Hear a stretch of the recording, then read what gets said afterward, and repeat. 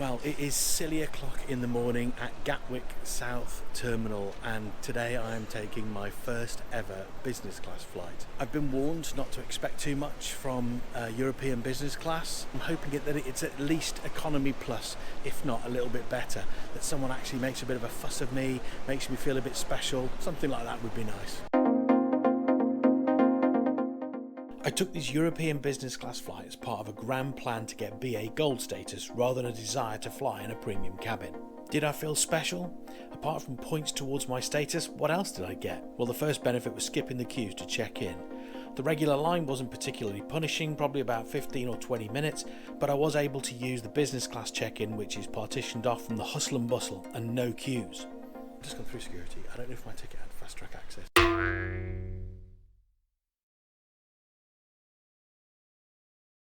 I went through the regular line and it took 5 or 10 minutes. Big problem was bags that had some kind of issue, and the queue, if your bag got rejected, was massive. There was a moment of nervousness when my bag paused, but then luckily went straight down.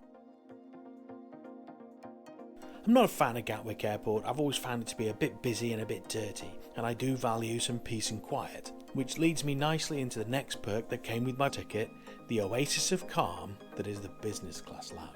Paying for a lounge hasn't appealed to me in the past. I've always felt that you get better value just sitting with a coffee in Pret or a beer in Wetherspoons, so this was new to me. The lounge did have a well-stocked bar and champagne on ice with nibbles in large jars for those that fancied a drink and a snack. I didn't investigate this too closely as it was still about 6:30 AM. More appropriate for me was the juices, coffee, hot breakfast and pastries. I was impressed with the food and drink offering, but this was my first ever lounge experience, so I had nothing to compare it to. Although I enjoyed some breakfast and a nice coffee, I found the quiet and calm of the lounge was its key benefit. The food and drink were the added bonus. I love this little build your own muffin bar behind me. It's absolutely fantastic. I'm not hungry and I don't normally eat breakfast, but I'm going to have one of them.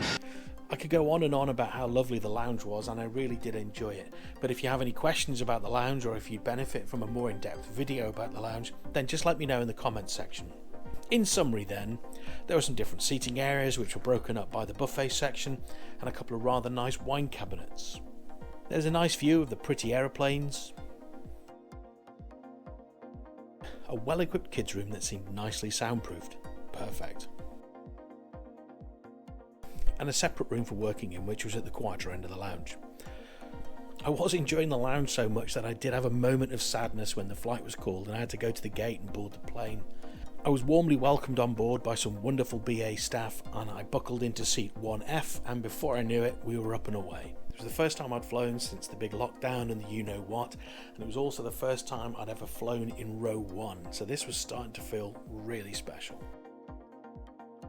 So we've been in the air for about half an hour and started meal service. So there's 3 choices. There's full English breakfast, poached eggs, or some cold cuts, gravlax, Danish ham, that kind of thing. I was very tempted to have the Danish ham to something quite light after my McMuffin in the lounge, but I'm curious as to how good poached eggs are going to be in the air. It is one of the breakfasts of choice that I go for, so let's tuck in and find out what it's like. Breakfast was served all on one tray, which was fine by me. Some fresh fruit, cold muesli and poached eggs Florentine.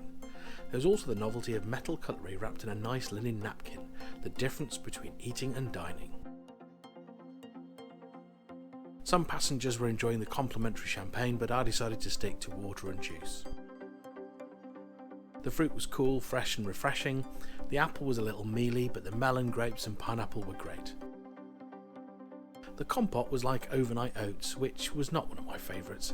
The combination of the apple didn't really work for me. I gave it a fair go, but I left more than half. The muffin that the egg sat on had become a mush and didn't really add anything to the experience. However, the sweet potato hash was delightful.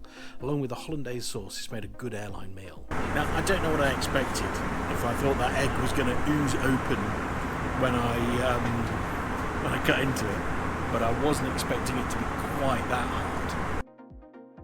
Overall, this was a big upgrade on economy breakfasts I've eaten on long-haul flights. Things that were in their gift, like the seasoning of the sauce and the seasoning of the hash and only serving good fruit, were all on point and I really enjoyed my breakfast. Just look at that. I mean, you could take 100 flights and you might see a sight like that. Certainly more than half of them, maybe as many as 9 out of 10 of them.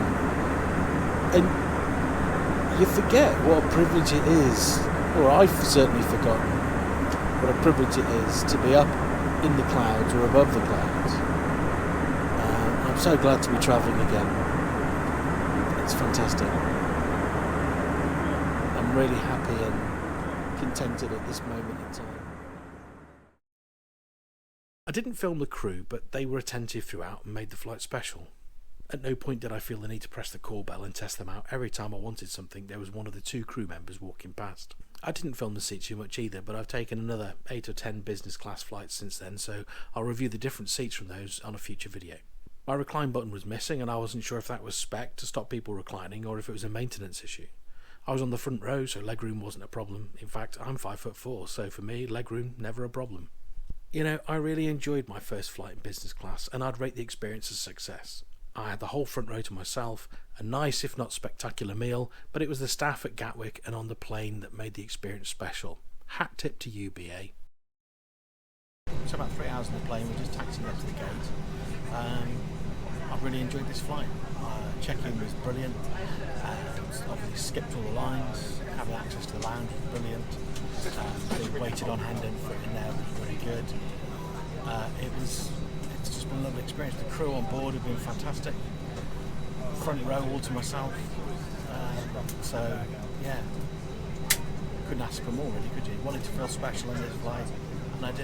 So I've loved it. Thank you, BA. Brilliant flight. So third off the plane. Another little perk that I forgot about with being in business class. It's all very calm, all very relaxed, and first off and lovely. So great. I won't try to quantify the benefits of a business class flight here, or compare it to economy, or make a judgment on whether it was worth the extra money. For this flight, it was just a nice way to start my grey gap year, and I enjoyed being spoiled. And so ended my first ever business class flight. Since you've got this far, perhaps you'd be kind enough to consider giving me a like, or even subscribing to the channel. Thank you so much for watching the video and joining me on my grey gap year.